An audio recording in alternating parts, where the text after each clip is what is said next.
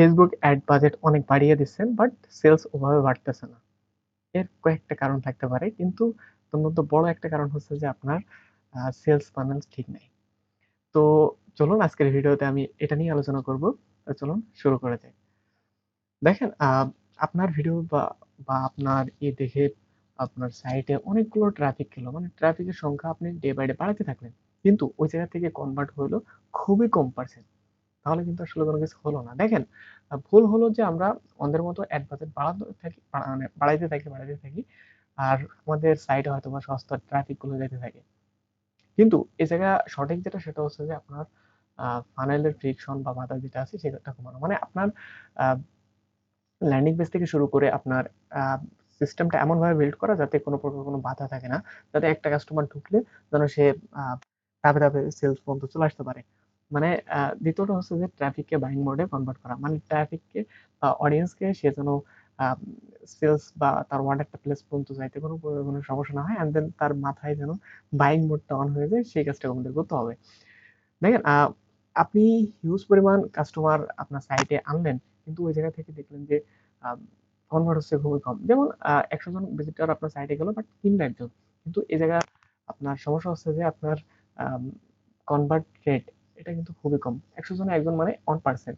আপনার এখন কাজ হচ্ছে যে আপনার ট্রাফিক ওইভাবে বাড়ানো না, বাট এই যে ট্রাফিক আছে এই ট্রাফিককে বা এই অডিয়েন্সকে আপনার 1% থেকে কিভাবে ২, ৩, ৪% বা ৫% পর্যন্ত নেওয়া যায়। মানে ১০০ জনে কিভাবে ২ জন বা ৩ জন আমি সেল করতে পারি। ঠিক আছে? এইটা যখন কমপ্লিট হবে তখন আপনি অডিয়েন্স বাড়াবেন, অ্যান্ড দেন আপনার সেলস আরো বাড়তে থাকবে। ঠিক আছে? আ এই জায়গায় একটা ফ্রেমওয়ার্ক শেয়ার করি, সেটা হচ্ছে যে আপনার প্রথমত এই ফ্রেমওয়ার্কটা হলো আপনার ৩ টে স্টেপে। প্রথমত আপনি আপনার ট্রান্সফরমেশন বেসন, মানে আপনার প্রোডাক্টের transformation besan, not a feature. মানে শুধুমাত্র ফিচার না, বাট ওই জায়গায় আপনার প্রোডাক্ট বা সার্ভিসটা আসলে কি সমাধান করতেছে সেটা আপনার হাইলাইট করতে হবে ভিডিও বা ল্যান্ডিং পেজ অন্যান্য বিষয়গুলোতে। মানে মানুষ কিন্তু আপনার ফিচারের থেকে ফিচার জেনে কি করবে, বাট তার এক্সাক্ট যে প্রবলেম গুলো আছে ওই প্রবলেম গুলো আপনি যদি আপনি সমাধান করতে পারেন তাহলে আপনার সেলস খুব বেড়ে যাবে। এরপরে কথা হচ্ছে যে দ্বিতীয়ত হলো যে ডিসিশন ফ্যাটিক কমান। মানে আপনার সার্ভিসে বা আপনার ল্যান্ডিং পেজে যেন ডিসিশন নিতে যেন তার কোনো প্রকার কোনো সমস্যা না হয়। যেমন আপনি আপনার সাইটে একাধিক অফার বা একাধিক অপশন তার জন্য রেখে দিলেন, যে এতগুলো মিলায় সে একটা করুন। এটা করা যাবে না। আপনার সাইটে একদম সহজ বা ইজি ভাবেই করতে হবে, যে জায়গায় একজন কাস্টমার আসলে সহজে যেন বুঝতে পারে, অ্যান্ড দেন ডিসিশন নিতে যেন তার জন্য সহজ হয়ে যায়।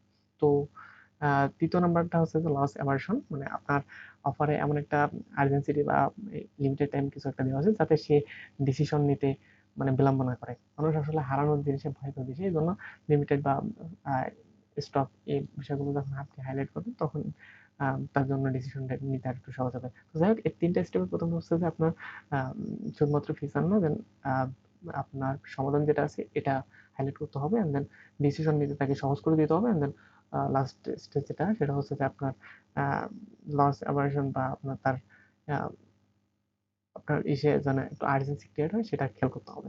ঠিক আছে? আ তো যাই হোক, আপনি এখন থেকে আপনার ফানেলে যেটা আছে, আপনি সেই ফানেলটা আ একটু এনালাইসিস করুন যে আসলে কোন জায়গায় প্রবলেম থাকতে পারে।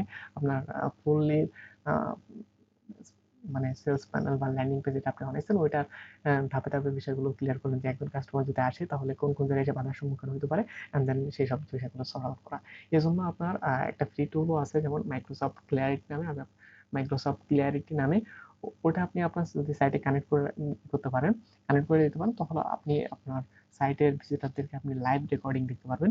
তো ওইটা প্রয়োজনে কানেক্ট করুন, অ্যান্ড দেন এনালাইসিস করুন। তাহলে বুঝতে পারবেন যে আসলে কোন জায়গায় আপনার হিসেবে প্রবলেম হচ্ছে। তো যাই হোক, ভালো থাকবেন। ইনশাআল্লাহ নেক্সট আবার কোনো ভিডিওতে আপনার হিসেবে আবারও দেখা হবে ইনশাআল্লাহ।